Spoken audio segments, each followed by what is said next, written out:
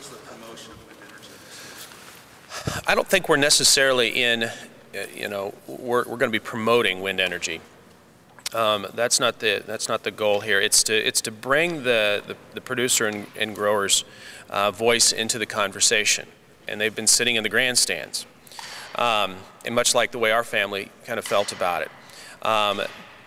Let me kind of share with you. I can't speak to whether they're getting something fair or not, but I will tell you, in talking with wind developers outside of the state and in other parts of the country, what happens is developers will come in and they'll bid farmers against each other across the road and drive down the price, where that right there can prevent a farmer or grower from realizing the true income that can come from these things. The other aspect of it is actual ownership. Instead of a lease agreement, which I think we've all kind of become accustomed to, families like my own, we like to own something.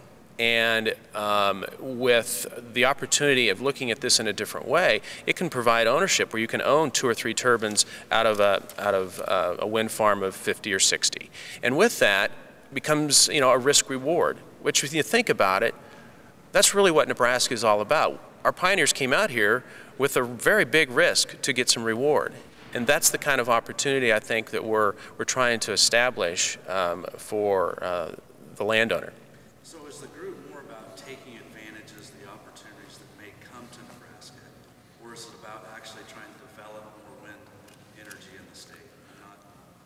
I'm hearing more of the former, not much of the latter. Yeah, I mean, we have to do first things first, right? And first things first are to be a part of the conversation so that we can open ourselves up to the opportunity that's there, that's not being taken advantage of. When you're ranked, number 4 in wind resource, but in wind development you're 22, something's wrong.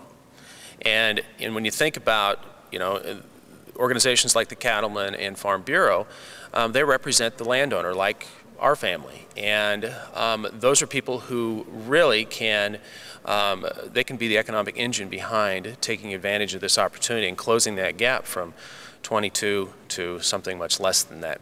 Yes?